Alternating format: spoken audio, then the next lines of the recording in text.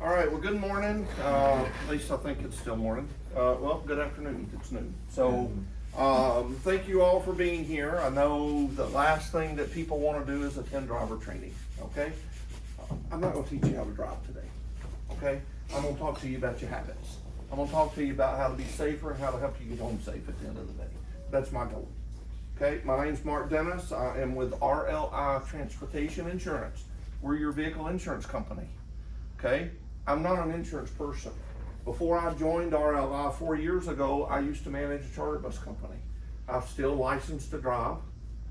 So I've been out on the front line, so to speak. I've been out at 2 o'clock in the morning washing buses to get them ready to go. I've done all those things. I did 100% of the sales for the company. I did driver training for the company. I used to actually have a training trip. We were in South Central Tennessee. So it's a 15-hour drive to get to New York. I used to do a training trip to New York with my drivers in a 56-passenger bus. So the goal was, if you can learn to drive in New York, we used to do a lot of trips in New York. This is in typically Manhattan, all the touristy places. If you can learn to drive there, you can drive anywhere. Okay, we go down to DC and do the same thing. So I get it, I've been out there, I understand what you guys go through. We drove Prevost, we drove MCI. When I left 4 years ago, I didn't have anything that was older than 5 years old, so I'm very familiar with the products and I understand them and I know how to use them. Okay, I also know all the stories, I know all the excuses of why we do what we do. But it all comes down to habits, okay? So let's jump right in. I've got a lot of material today, but I do welcome comments, anything like that. If you have questions, ask, okay? So today we're going to talk about a safety overview, which is Samsara. So Samsara is your cameras that are in your vehicle. You know they're in there? You know you have a camera mounted on the windshield. Do you know there's 2 cameras there? There's one that looks out the windshield, one that's looking back in, okay? That camera is your friend. You know, we get a lot of pushback from time to time. Well, they're invading my privacy, all of this stuff. Okay, well, it's not your vehicle, so it's not your privacy. That's the way I look at it. That's number one. Number two, if you're taking care of business, that camera is going to exonerate you. It will prove you did what was right. And that's what we're talking about here, is let's do what's right. So we're going to do an overview of that. We're going to do some defensive driver review. We're going to talk about hazard awareness, distracted driving review. We're going to talk about the crash. What's your responsibility after the crash? What do you as a driver need to do? Driver fatigue and special driving conditions, okay? So let's just jump right in. So this camera, it tells a lot of information. Okay, so everybody here in the news, they talk a lot about AI technology. You know what that is? It's artificial intelligence. So it's where computers can do a lot for us now. They can almost think for themselves a little bit, but they're taught to recognize things or emulate things. So this technology's been in this camera for quite some time now. So it can recognize road signs. It knows when a stop sign. So if you pull up and roll through a stop sign, it knows it. Okay? You pick up your cell phone while you're driving, it knows it. If you look down while you're driving, it knows it. Okay? It's not there to tell on you. It's there to help you be better at what you do. Okay? So I'm not calling anybody's age here, but it looks like most of you guys know what life was like before cell phones. I do. Okay? But a lot of people out there today don't. And cell phones are one of the biggest problems of a distracted driver today. You can't seem to drive without it in your hand. So we're going to talk about that. We're going to talk about the repercussions of the cell phone being in your hand. We're going to talk about the law of cell phone being in your hand. So the system also grades your performance. It does it individually, but it also does as a company. So with that said, there's video. I have video, your video. Some of you may show up here today, okay? It's not to embarrass you, I assure you. It's because you have a bad habit. And we want to show that because chances are if one of you has it, the rest of you have it. Okay, you don't have to answer, but how many of you actually pick up your cell phone when you're driving in your car? You know, you hear the ding, you whatever, even maybe you want to adjust your, GPS, still picking up the cell phone. It's still illegal and it's still distracted. So if we're honest, pretty much everybody does it if you got a cell phone. So we're going to talk about that. Okay, so let's look at this. This is a safety overview of your company. Okay, I did this on August the 1st, so it pulled 30 days. So this is July 2nd through August the 1st. I did not go to individual. I can see all of this. I can't do anything with it, but I can see it. Your company management had to send me the videos so I can incorporate them in here. So they chose what they wanted. I actually picked out a couple and said send them. But all of this is good data, okay? Your company score is 82. You think, oh, that's a low B. We go over that. But most companies have a threshold of 90. This is the second lowest score I've seen. We got a lot of customers, insurance, or we call them insurers. We have a lot of companies participate in the same program your company is, which they share the data so we can see it. We can help you guys be safer and get home. Okay? So most companies have a threshold of 90. So you guys are below that. I've only seen one score lower than this. I'm not lying to you. I'm not trying to threaten. I'm just telling you. So during this 30-day period, you guys have logged some 69,000 miles. So it's pulling all of this out of the computers and the buses and the cars and things like that. This is reality. Some 2,000 hours of driving during this 30-day period. So you guys have a lot of exposure. A lot of time to develop bad habits. So let's see what makes up this safety score. What is it looking at? Speed is your number one thing. So you guys are, as we say down in the South, you're blowing the shit out of it. You're opening it up, cleaning out the tailpipe, because you're speeding. Okay? So speed is the number one. Now, just because it says that the speed limit is 55 and you hit 56, it's not tagging you as speeding. There's parameters. The parameters are usually, and each company sets them different, but they're usually 2, 3, 4 miles an hour over the posted speed limit that's held for a minimum of a minute. So that's where it's tagging you that you're speeding. And this is company, this is not individual. So if you know you're speeding, you need to get off of it a little bit. Okay, take your foot off the accelerator. Harsh driving. So what is harsh driving? That's when you slam on the brakes. That's a harsh brake event. You get an alert sent to the management. Okay, if you make a harsh turn, we're all guilty of it. Oh, the light's turning yellow, I can make it through it. And we get up in there and we make the harsh turn. So the computer inside with this picks up the G-forces. So that's how it knows on these harsh brake events. It's also knowing from the harsh brake events because the computer in the vehicle is reporting it, which is sending it back. So what happens when these events occur, the computer, the camera is picking them up and they're sending alerts back to management. That's where all this is coming from. So it's not there to tell on you, it's there to help you be a better driver. Okay?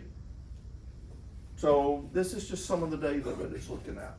This is where your score comes from.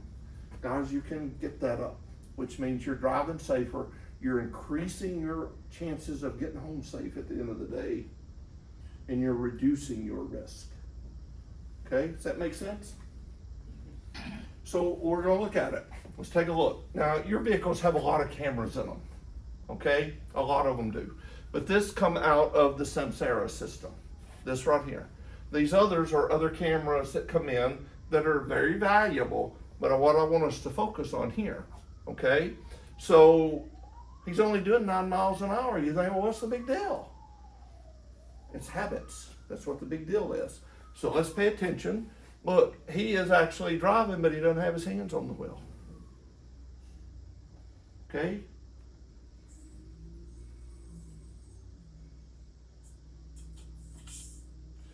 So he's so focused on whatever it is he's doing, either putting it in his pocket, getting it out of his pocket. He's barely got his hands on the wheel. And at the last second, he realized, I don't know if he didn't know he was rolling.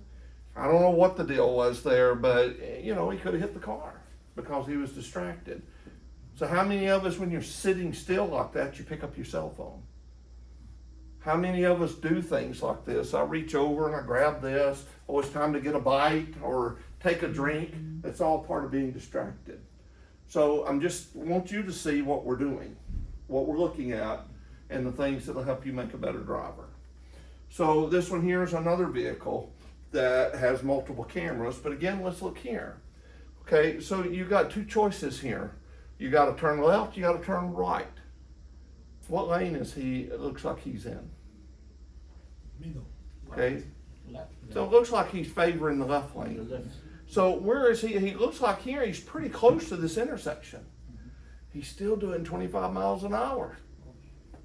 Okay, so let's look and see what happens here.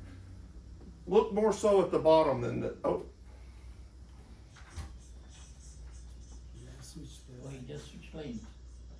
Ooh.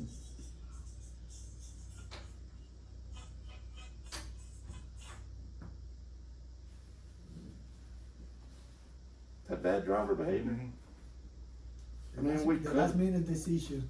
Oh, it's a very bad decision. Yeah, I know. Okay, so we're actually making wide to make the turn because we're going so fast. And then we almost hit a car, and then it kind of pisses us off because that car was in the way. Look at where the double yellow line is, and look where he's at. This is 6 o'clock in the morning. Guys, this was just a few days ago. Okay? March 31st. Yeah, I'm sorry, it said that was back in March. But it's just bad driver behavior. Guys, this is one of you guys. I've got some video in here that didn't come from here, but this did. That's bad driver behavior. If that's your habit, if you are known to do something like that, then stop it. Okay? So what is defensive driving? If somebody asks you, what is defensive driving, what does that mean? Do you need a chair? So, what is defensive driving? Okay? Defensive driving is driving to save lives, time, and money in spite of the conditions around you and the actions of others. Guys, I travel all over the country. I do this all the time. I talk to people, and I hear all the excuses. Well, what are you going to do about these other knuckleheads? What are you going to do about them speeding? What are you going to do about them? I'm going to do exactly what you're going to do. Nothing. Because I can't. I can't control them. I can't control you. Who's the one person I can control? Me. I'm the only person that can control me. You're the only person that can control you and what you do. If you choose to be a distracted driver, you're choosing not to drive defensively. Okay? Concepts of defensive driving. You need to detect potential hazards as early as possible. It increases the amount of time you have for decision and reaction time. So what is that? What is decision and reaction time? The decision is you actually see what's going on, whatever it is. You see it, it comes in through your eyes, you process it through your brain, and now you've made a decision as to what to do.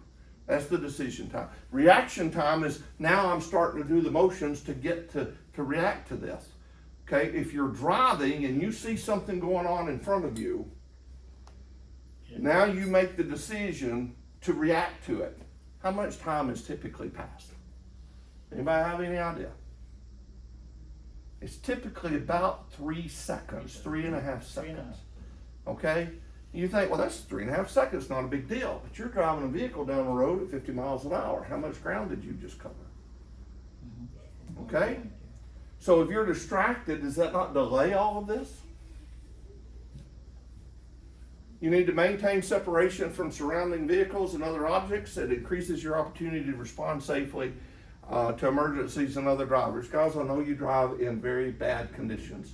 A lot of traffic, small roads, a lot of pedestrians, but it still doesn't exclude you from your responsibility.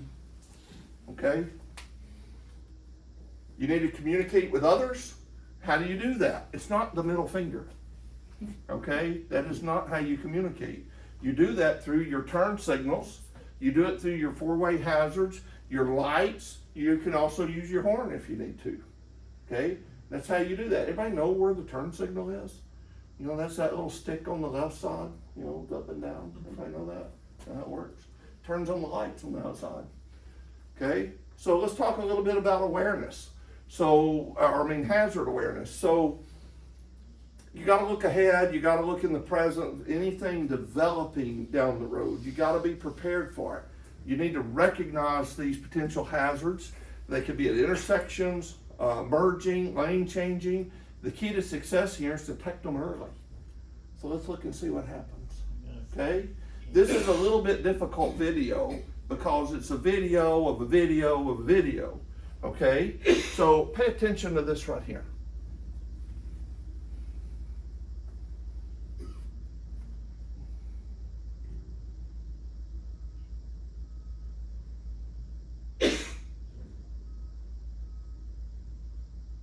Oh, shit.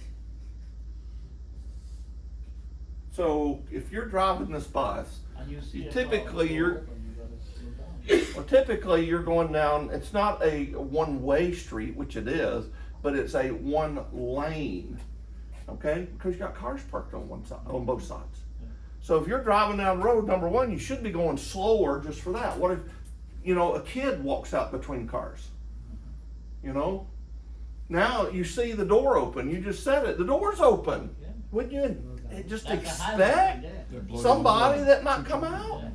Slow down, blow your horn, be prepared that something might happen. So if you get up there and nothing happens, what it cost you? A couple of seconds maybe? Now what do you think it cost them? I have no clue what happened to that lady. Oh, I hope she wasn't got hurt, hit by a bus. okay? I have no clue. Do you want to be that driver? Oh, no.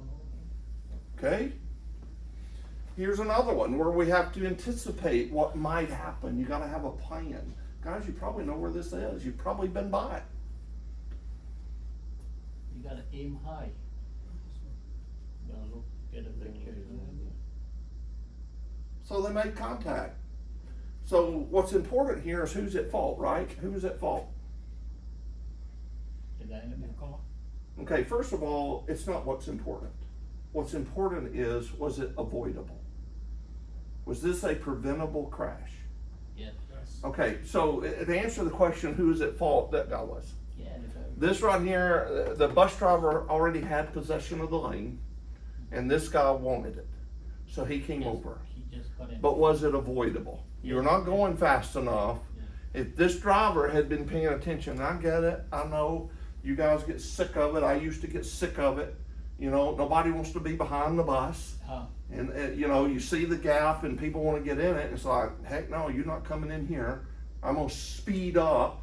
I'm gonna cut you off. We're gonna see what happens in a few minutes when we do that. But all this driver had to do is just let him have it. What it cost you? A second? Maybe? Now what it cost them? Okay? Now think of it another way. Okay? Most drivers don't look at it this way. Now you have a crash on your record. That's one. You have a crash on your record. Could affect your personal insurance. So might get in your back pocket. How about the company? If this crash had been bad enough that it damaged the bus enough it had to come out of service, regardless of that, the bus repair has to be made at some point in time. You know, it pulled the bumper, you gotta put it back on, it damaged the door, whatever, you gotta fix it. Who's gonna pay for that? The bus is gonna be out of service while that's going on. So now the bus can't go out and generate more revenue. What if you guys are really busy and this is the only bus available to you? Everything's out, everybody's busy. And now, are they gonna pay you just to sit here and twiddle your thumbs waiting on my bus to be repaired? I don't know of anybody that does that. So take it a step further. How can you avoid this? Focus on hazards that they vary depending on the environment. If you're on the highway, you gotta watch for other vehicles. You gotta watch for signals, intended movements, roadside hazards. If you're in the city, you got intersections now, parked cars, pedestrians, traffic devices. They can be red lights, they can be just caution lights, they can be stop signs. So you gotta pay attention. You always, you gotta watch out for the vehicles around you. You've gotta be, your head's almost on a swivel. So if somebody says you gotta drive defensively, are you just worried about what's in front of you? All around you. All around you. You gotta know what's behind you, you gotta know what's on both sides. It's called circle of awareness. What about if somebody gets in your blind spot and you merge on top of them? Well, they were in my blind spot, they shouldn't have been there. You should have known they were in your blind spot. If you were driving defensively, you knew when they come in, you knew when they come out. You need to recognize the hazards early. You need to decide what's the safest way to avoid it. You need to check for traffic and obstacles, whatever might cause you not to be able to make that decision. And you need to make your move. In this case here, what most people are going to do, the car's backing out, we just automatically go around them. But now you got heads-on traffic. Or we're going to sit down on the horn here. It's like, get out of my way. What does that cost you? Just frustrates everybody else. So why do it? Just let them out. It cost you a couple seconds. Okay? Everybody knows where this is. Been through it? Okay? So let's watch what happens. What lane is this? Bus lane. That's a bus lane. So are anybody else supposed to be in there? Only buses. Just buses. You ever been through here and see other cars in there Oh, too? yeah, definitely. Okay, so what do? You just bump them out of the way, right? You're not supposed to be here, get out. No, you don't do that. Pay attention to this car. You can't tell me that the driver couldn't see this developing. You can see it. He's got a better vision than the camera does. Just keep watching.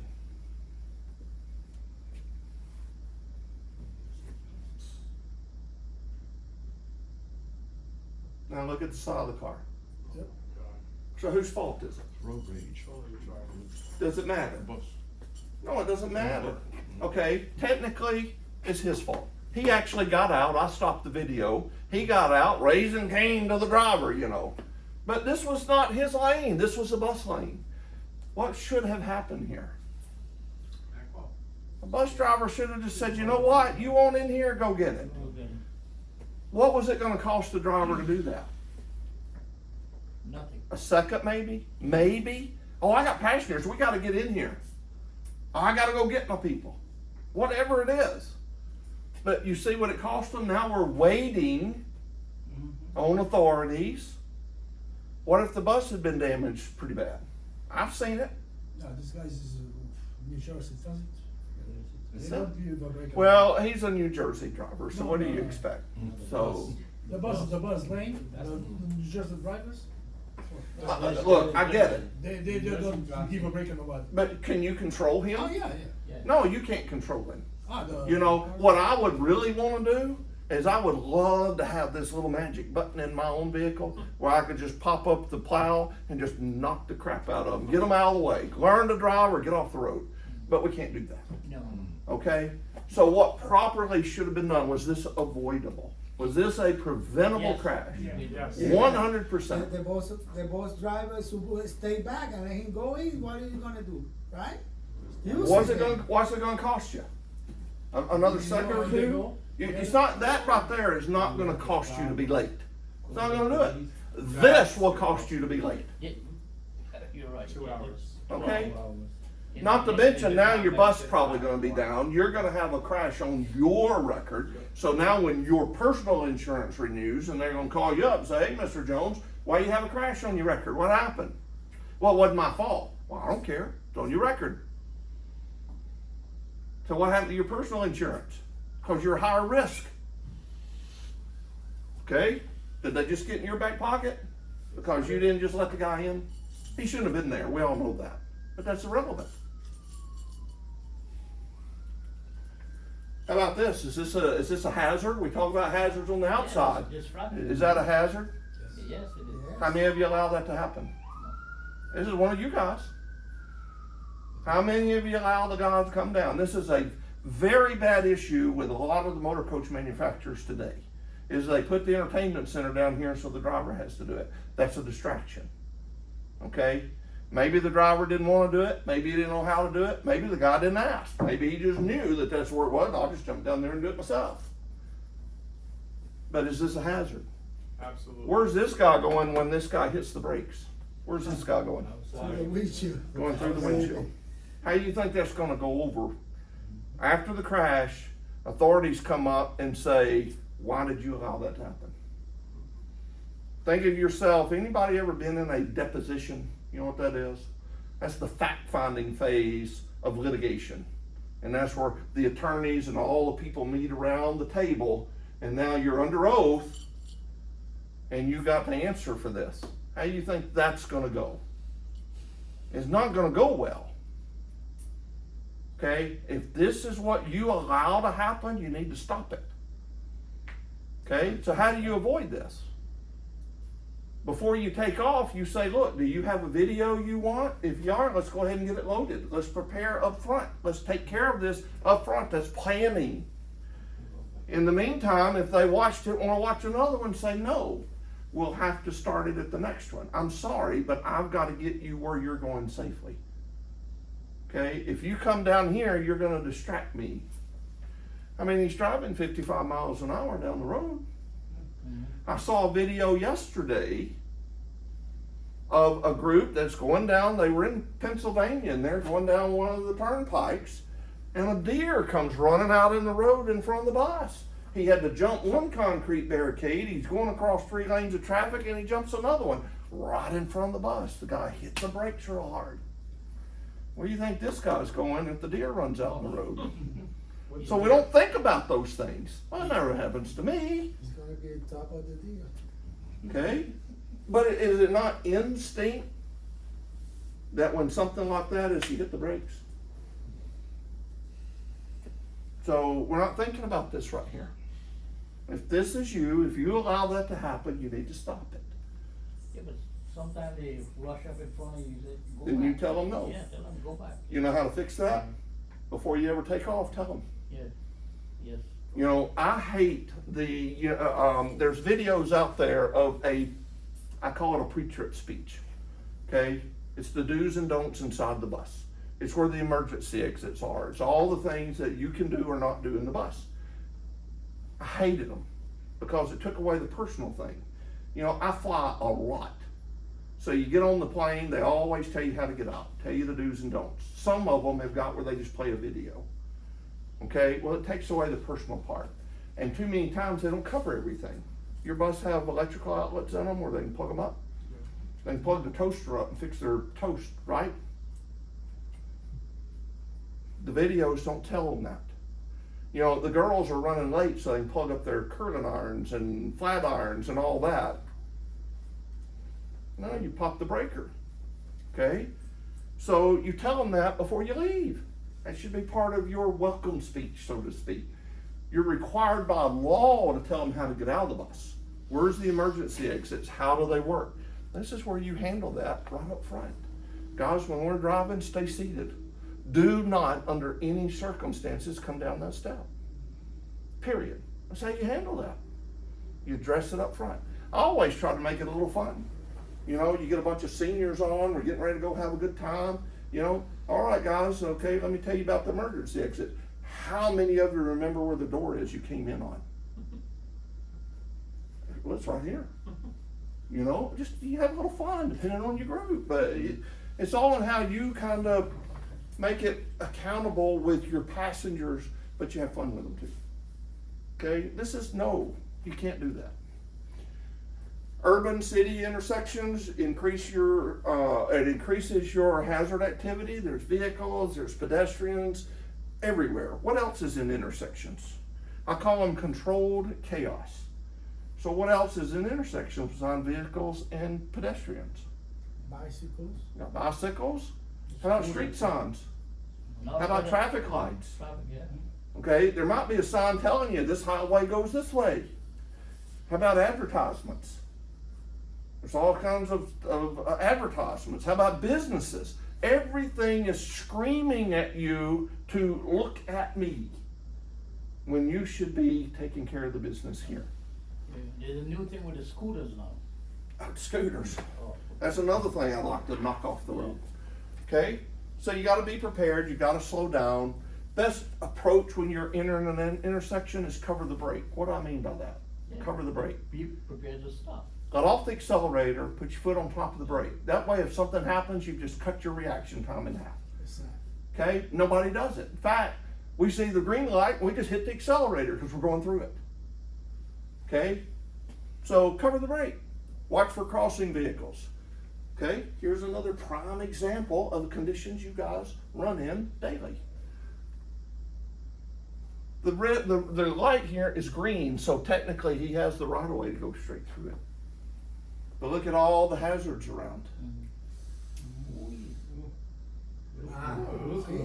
Oh, yeah, and these, So just get out of the way, we're just gonna hit him. It's okay, right? no, it's not. He's all right, but that's not okay. I mean, does that not make your skin crawl? That's in Brooklyn, Kent Avenue, where there was, Okay, so fortunately,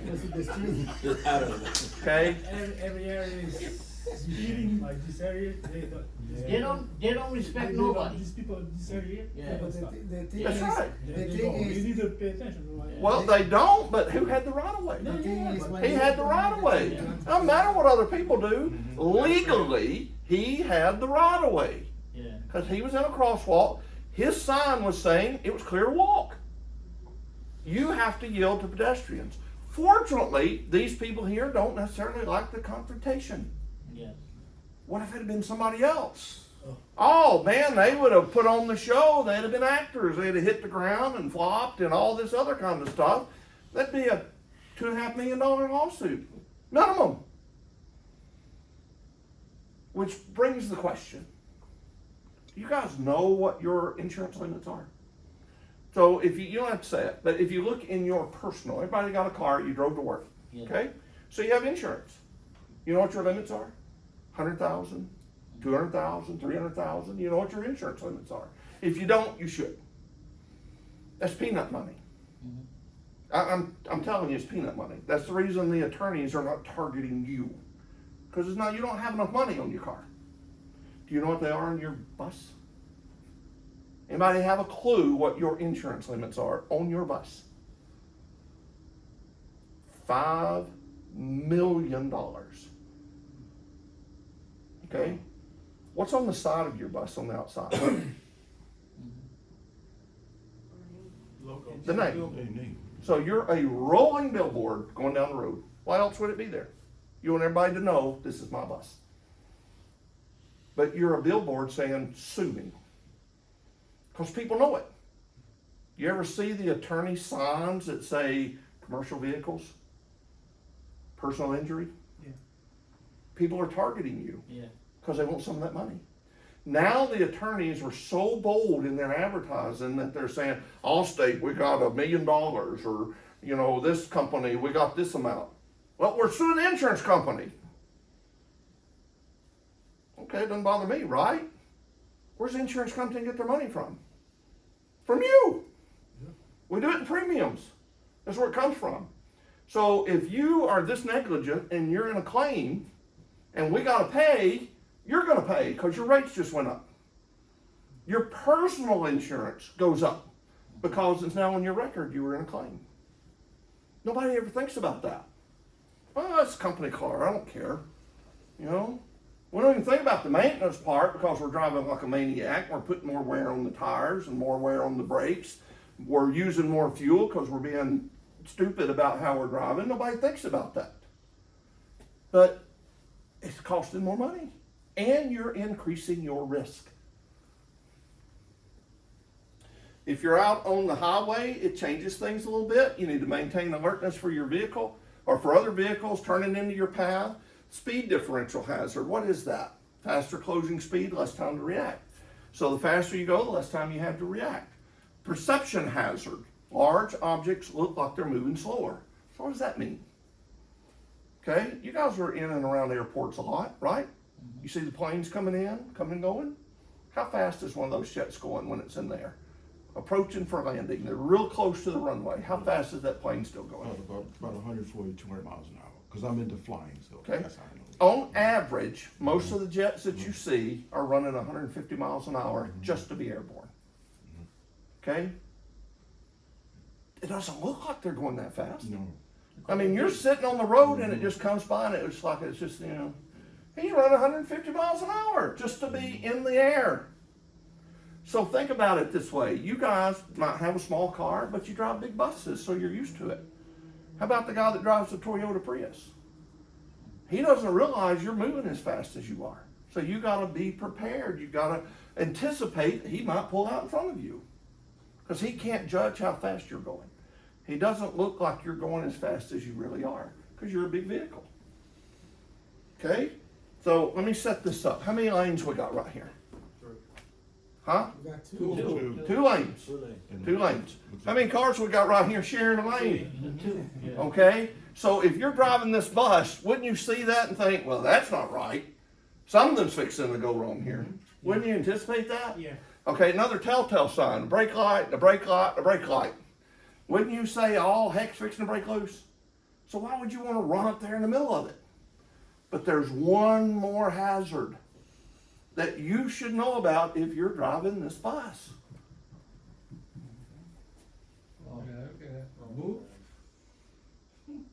You should see all of this developing and saying, you know what, I don't want any part of that. Just slow down. You can't control any of those. Now, to be fair, what was happening is that was 3 lanes. It was an entrance ramp. This car had come down and he was trying to merge. So his lane ran out.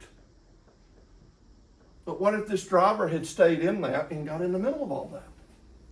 All he had to do is just, and the reason this came up, because the driver hit the brakes real hard. That's where the alert popped up. It's not one of yours. This is just a Yeah. general video. It actually happened. It came from a company in New York. Okay? But you should know that whoever should have seen all of this, and they should know this car is being a maniac and coming up through there.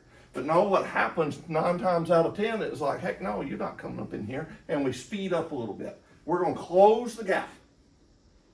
Happens every day. You see it all the time. All the time. Don't be a part of that. Get off the accelerator. What would it cost you?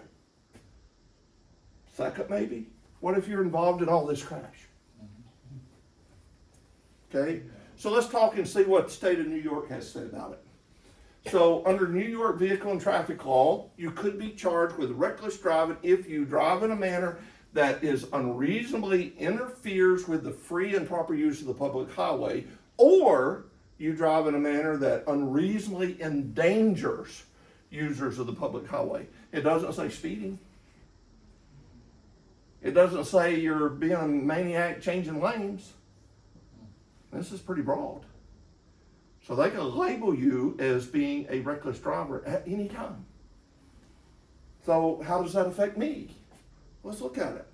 So reckless driver penalties. For the first offense, you pay up to $400, lose 5 points on your license. You can spend up to 30 days in jail. If you go to worst case, third, you can pay up to $2,200 fine, 15 points on your license, and 6 months in jail. All because of some bad behavior driving. That's reality. Are they going to do that? This part, probably not, unless you're a repeat offender. This part, yes, because they want the money. They want the money. And maybe you get fined too. Very well could. Yeah, you very well could. Huh? Suspended license with 10 points. Okay? So you think you're going to get to hang around here because you can't drive for them anymore? How about your personal car? So think about this. Okay? So let's look at this. So we're driving down the highway here. We're in the middle lane. Speed limit is 55 and we're doing 68. Okay? So we're just minding our business. Beautiful day. We're just out taking care of business. So we move to the right lane and we speed up. So I can only guess what was, maybe he's just changing lanes because he doesn't realize that, he wants to get in the right line. I don't know. My guess is he's changing lanes because he's sped up and he's going to pass this car. So are you supposed to change or pass in the right? No. That's actually an illegal move. You don't do that. You're not supposed to pass like that. So he's 55 and he's doing 71. Question. Yes? When you go to Woodbury, the buses can go on the left lane. You need to pass by the right lane.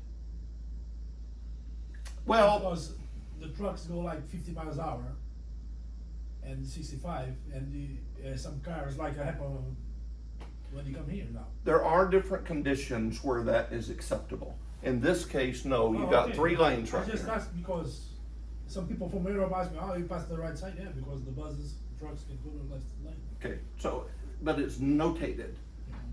There's signage that say trucks have to be in this lane. Okay, so there's certain conditions. I mean, just driving over last night, I went through 3 or 4 places to where it was road construction, all trucks be in the left lane. Okay, so you'll see those. Yeah, And yeah, so I see sometimes there's certain Yeah, conditions. sections. But here, there's no reason Yeah, for it. no. We're not in that. There's 3 lanes. My guess is there was probably a vehicle here, maybe close to him in the back. So he moved over to the right, because we just want to get on down the road. Okay, how many of you do that? There's traffic over there hogging up the left lane where they shouldn't be, so we're just gonna move to the right and pass. That's unacceptable. It's illegal. And it's dangerous. So let's talk about the speed for a minute. You think, everybody else is doing it. You know, look, I travel all over the country.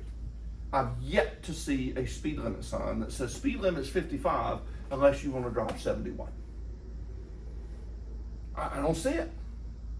Now, everybody knows that, well, speed limit is 55, I can probably drive 60 and get away with it. Nobody's gonna pull me over for that. You know, I might even push it up to 8 or 9 miles over the speed limit. Probably get away with it. We do it all the time. Well, let me tell you what, you're a commercial motor vehicle. You're held to a higher standard. You may get away with it 100 times, but the 101st time you may be involved in a crash. This becomes extremely valuable and important, and it's part of the investigation. So about 18 months ago, we had a company that was involved in a crash, okay? It's in litigation now. There was only 2 passengers on the bus. The bus was doing 44 miles an hour, 2-lane road, just level, flat, beautiful day like it looks like here. Car pulled out in front of the bus. It was a cutaway bus, so it was a much smaller bus. A car pulled out in front of it, she hit the brakes, she avoided the crash, but the 2 passengers fell out on the floor. All of it's on video, you could see every bit of it. Okay? Prior to the crash, the driver had both hands on the wheel, she's looking, she's paying attention, she avoided the crash. But now those people are claiming injury. They may be injured, I don't know, but they're claiming injury. So our claims department reached out to me about 3 or 4 weeks ago and says, review this video and help me, because the plaintiff in this case, the person that was representing those, is saying the driver, you, was driving recklessly. That's their claim. They want money. So you look at it, it's like, no, they wasn't driving recklessly. There's no question. Both hands on the wheel, eyes focused. Some occasions, it will not put the speed limit right here. So we didn't know what the speed limit was. It did show she was running 44. And you look and you think conditions warrant that. So what I did was able, because this pinpoints GPS location, I was able to jump down on Google Maps, and I got down on street level, and I'm walking up and down the street on my computer, and I found the speed limit sign.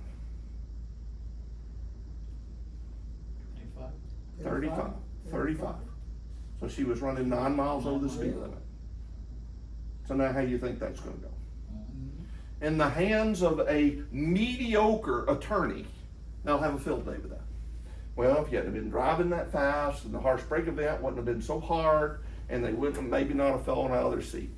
Okay? If they hadn't been driving so fast, then maybe they wouldn't have been at that exact point when that car pulled out. You see where I'm going with this? It's gonna be a big claim. All because they were exceeding the speed limit. And we don't pay attention to that. Pay attention to it.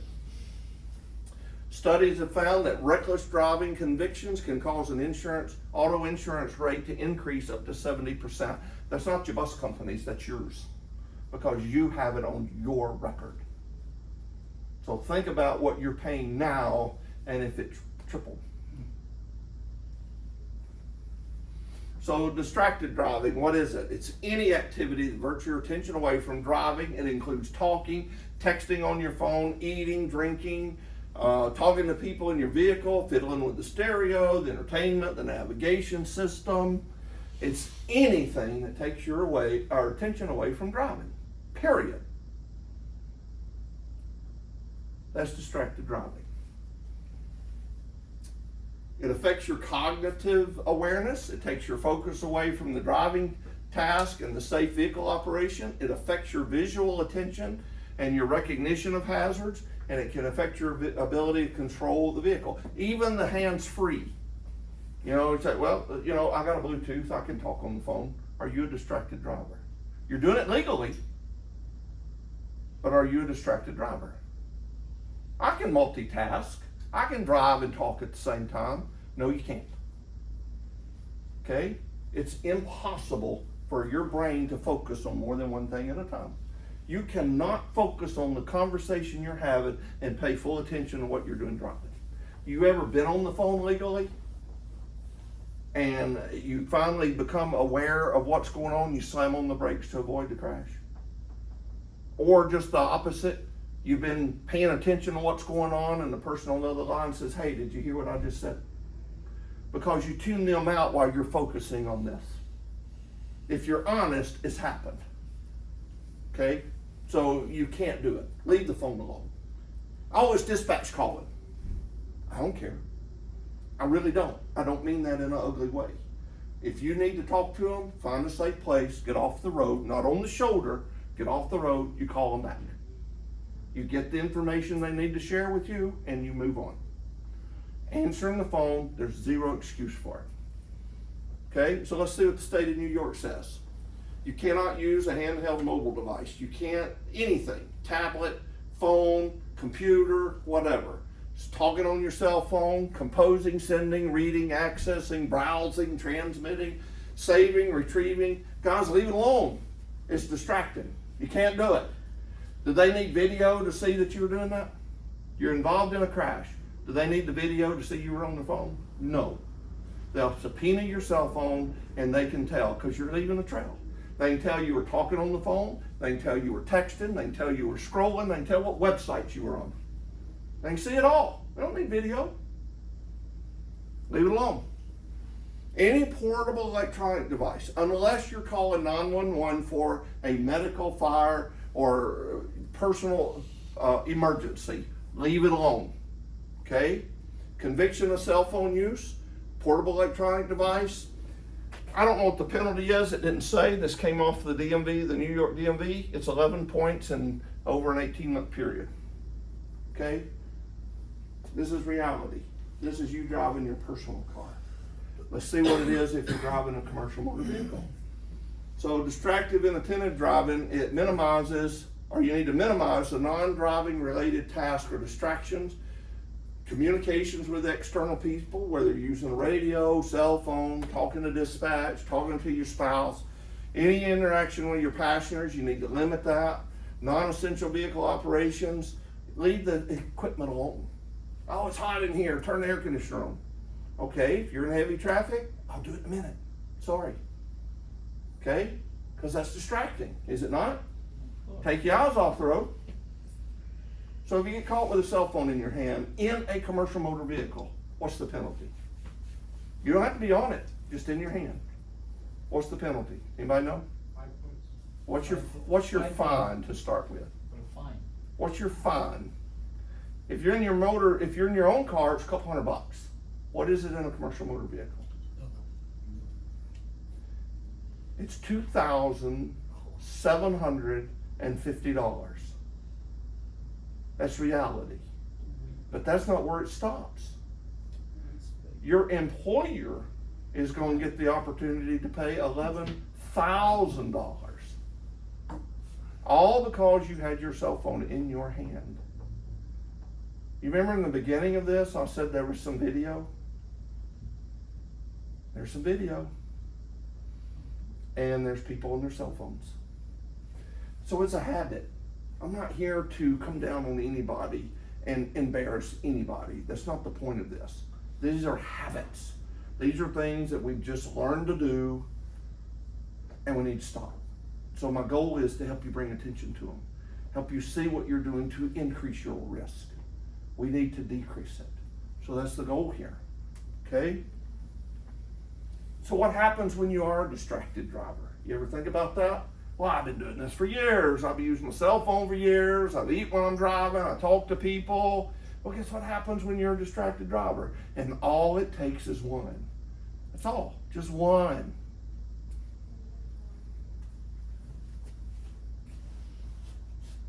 Boom. It's minor. We just broke the window out of the back. Okay? But now you got all the claims of the whiplash, and they may have it. I don't know. But why go through that? Was that avoidable? Was that a preventable crash? That was a distracted driver. He barely slowed down before he hit him. He was running about 52 miles an hour. Okay? That's what happens. And all it takes is one. Just one. Yeah. Okay? She's not talking on her phone. She's got it in her hand.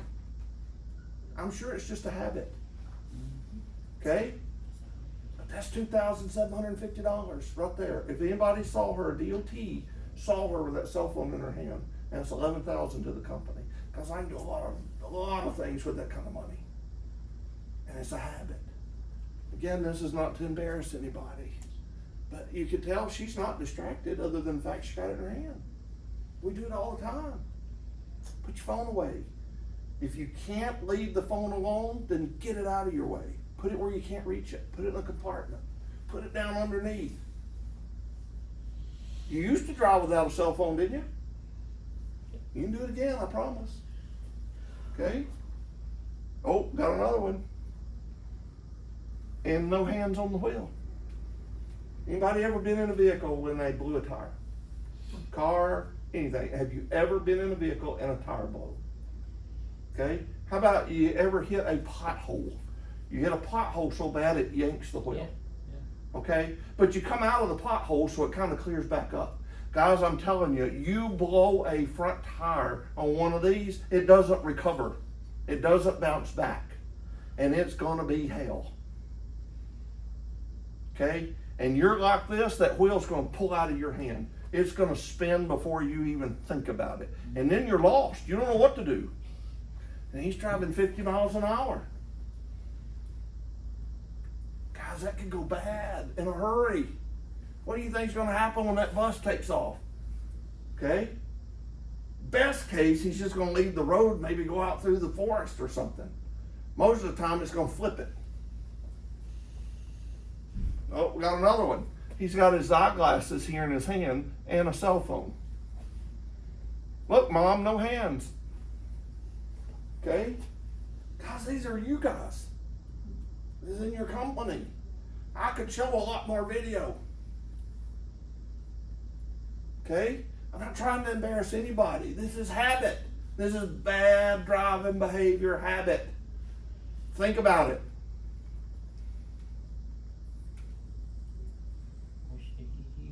If you keep playing the video here, you can look and see how much time their eyes are off the road. How quick can something happen? I mean, like that. And we got our eyes down looking at something else. Okay, look, this one here, oh, we're gonna get it down here where the camera can't see it. I don't know what he's doing, but he's obviously distracted. He's fooling with something.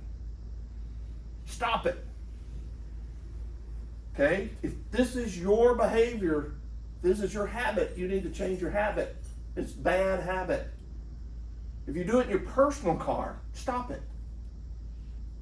Let me ask you this, good time for this. Let me ask you this. How many of you left home this morning and said bye to the family? Bye to your spouse, bye to the kids, bye to the grandkids, whatever. I'll see you this afternoon. See you this evening. That's pretty normal, right? How many of you said, bye, I'm not coming home today? This is the last time you're ever going to see me. How many of you did that? We don't think about it. This is what gets you there. Nobody says, I'm leaving, I'm going to die today. This is what gets you there. But we don't think about it because it's such a bad habit. Okay? My goal today is to get you to think about these things. Get you to see the bad behavior. Get you to change your habits and get you home safe at the end of the day. Your family is counting on it. How about other drivers? You're distracted. How about all the other people? They got the same problems you have. They got the cell phones, they got the food, they got all the stuff that you have. So now you got to watch for them. Guys, you're held to a higher standard. You got a commercial motor vehicle. You got a commercial driver's license. So how do you spot them? Weaving and drifting in and out of the lanes, crossing the lanes. If we're honest, we've all done that. We're distracted for whatever reason. We look up, we're crossing the center line. If we're honest, we've done it. Or the other side, we're getting off the road, maybe hit the warning track a little bit. Okay? Sudden braking, lengthy pauses in intersections, irregular speeds. So now what happens? You're involved in the crash. What's your responsibility here? Just run? Okay? No. So you need to compose yourself. You need to remain calm because now everybody's looking at you. You're the professional. You need to help me. Okay? How do I get out of the bus? How do I get out of the vehicle? It's your responsibility. You need to call the authorities. Call 911. You need to call your company. You need to let them know what's going on. Give them some details. Okay, I leave this in here because I'm not a fan of people just sitting there, they got a little fender bender and they want to stay in the middle of the road because they're increasing their risk, okay? You're in a commercial motor vehicle, don't move that vehicle until you document it. Get your phone out, take pictures. Take pictures of the whole thing, okay? No matter how big or small, take pictures so you can document where you are in the lane, what happened, and then if it's safe and you can do it, move the vehicle out of the road. Get out of that heavy traffic. But document it before you do, okay? And then you need to render reasonable assistance. If you got people that are injured, do not move them unless it is absolutely emergency. You know, the bus is on fire, you gotta get them out, okay? Other than that, don't move them. But you let them know help is on the way, that maybe they, you know, they're bleeding, they need something, get them something. You help them out. You gotta render reasonable aid. You also need to gather information. So you got passengers on board that may have been witness to it. You need their information. You need to get details of the other party. If you can, get their license. You certainly need to take a picture of their tag on their car so we can identify. Okay? You need to look and see, or you need to know who the police is that's responded. Is it the local police? Is it the state police? Is it the county? Who is reporting here? Because your company is going to need to know that. We need location details, not just on the highway. You know, is there a mile marker? Is there a cross street? Where is this particularly? Photographs. Take lots of photographs. Guys, we're not looking for the tire. We need the whole picture. Okay? You need to document it. If you need up close, get up close, but also take them further back. And you also need to document if there's any fuel or fluid leaks. Because now hazard may need to get involved. Okay? So driver fatigue. I'm going to try to move through this a little bit quick. I want to get you to think about this though. There's two types of fatigue. There's internal fatigue. That's the amount of recent sleep, the time of day, the time you've been awake, your general health, and your mood. Okay? We can all say, oh, I'm tired. So you're fatigued. There's task related. How hard's the job? How long have you been driving? You know, what's the monotony of the task? What's the complexity of it? How hard are you actually working? The guy that's out with a shovel digging the ditch might be a little more tired than you sitting and watching him. Although you've been on the job at the same time. Okay? Sleep is a biological need. You have to have sleep. Just like eating. You gotta eat. Okay? Good sleep promotes wellness and optimal performance. Poor sleep contributes to weight gain, diabetes, cardiac conditions, psychological disorders. If you're not getting the proper rest, you need to seek help. You need to figure out what it is, and you need to get the rest. Falling asleep behind the wheel and driver fatigue are top causes of serious commercial motor vehicle crashes. You're going to see the results of a driver that fell asleep in just a minute. Medical crisis is another one. So who else is at risk besides you? You think, well, it's me, I'm not worried about it. Your passengers? How about the other people around you? Yeah. You know, I left Pittsburgh at 6 o'clock last night and I drove here because my flights had been canceled. So I was a little bit concerned about being tired. So I stopped 3 times just to get out, walk, make sure that I was not going to get tired enough to go to sleep. So you got to worry about those things. You got to take care of yourself. Okay? The other is, how about your company's reputation? You guys have a really good reputation. There's an award right there that I saw that you guys just won for your reliability and what you guys do. If you're involved in crashes, where do you think that's going to go? Out the window. Okay? So alcohol and sleep. A lot of people think, oh, I need to get me a drink before I go to sleep. You know, it just helps me rest. It's actually just the opposite. Alcohol disturbs your sleep. It interrupts your sleep stages. It can cause rebound awakening after a few hours. This disruption effect increases with age, and it actually makes sleep apnea worse. Usually I don't have sleep apnea. Do you know that for sure? Does anybody know what sleep apnea is? Okay? If you have it, you need to seek help. There's things that can be done to help you rest. Okay? That's where your airway gets blocked and you stop breathing and you sleep. Okay? Now you're not resting because you're fighting to breathe. How about over-the-counter stimulants? You know, well, I got a cold, I'll take some medicine. How do you know how that affects you? Is it going to make you tired? Is it going to make you sleepy? Okay? They increase your heart rate, your metabolism, sometimes to dangerous levels. They do not increase your performance reliability, and they will cause a personal crash later, meaning that you get the high, you get the buzz, finally that fatigue's going to set in, and you're just going to kind of, it's going to happen. It always does. Nicotine's the same way. It does not improve your alertness or your performance, and it reduces oxygen to your brain.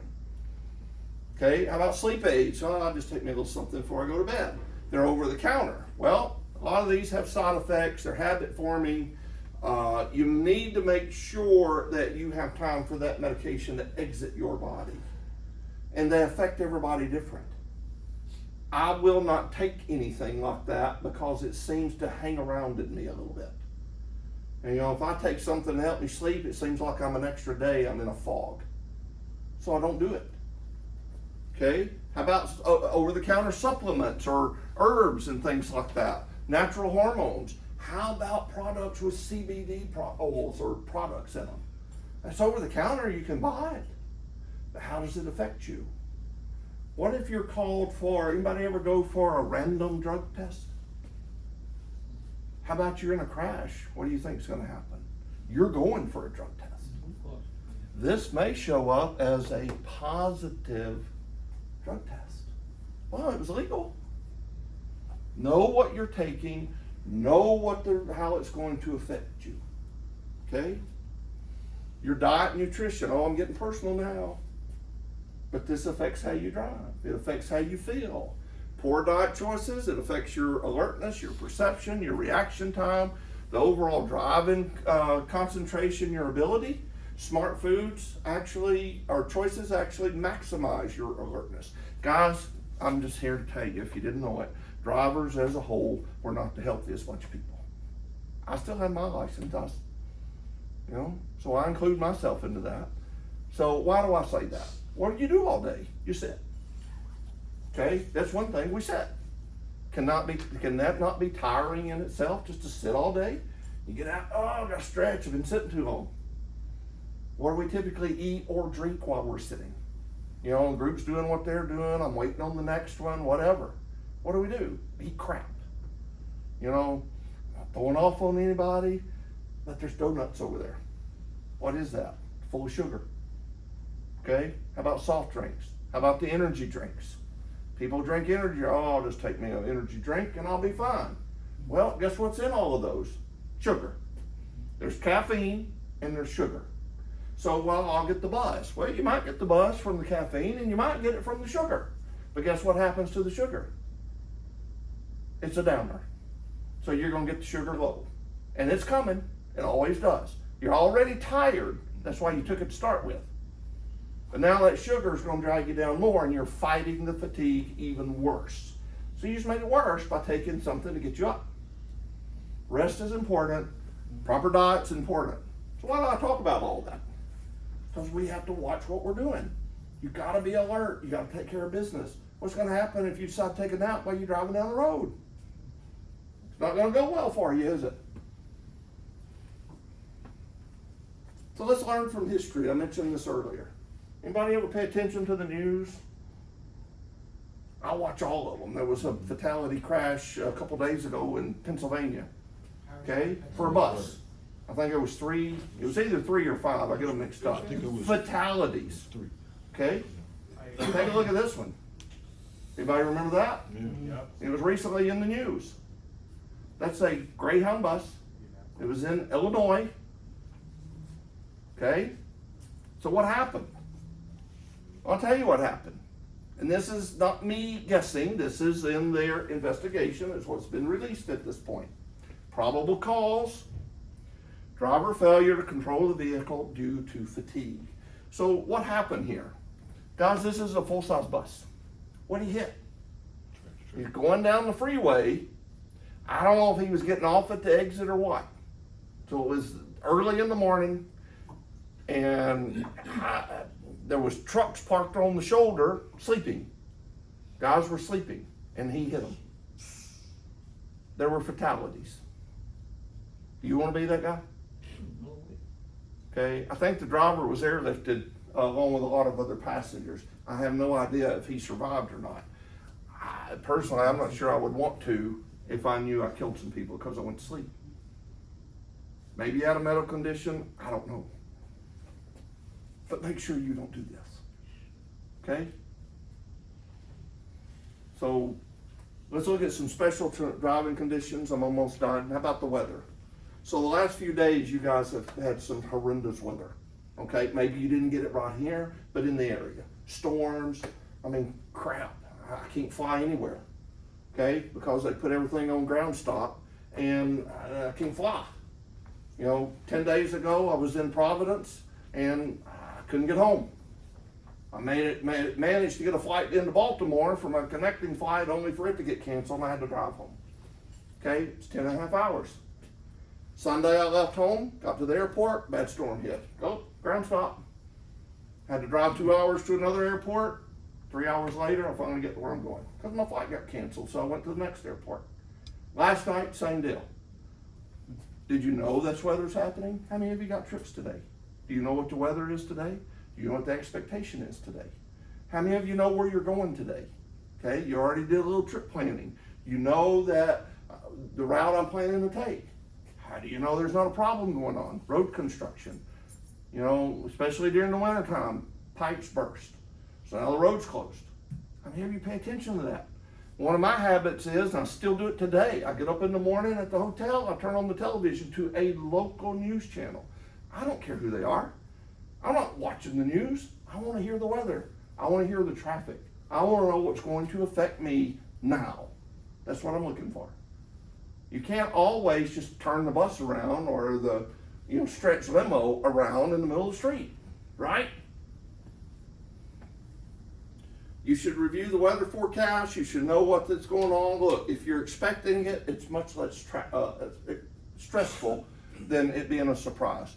Notify your dispatch if you got problems that happen after you go. Let them know. Guys, I can't go. Weather, whatever. Don't worry about the schedule at this point. Okay? Take care of business. Be safe. Keep your passengers safe. But let your dispatch know.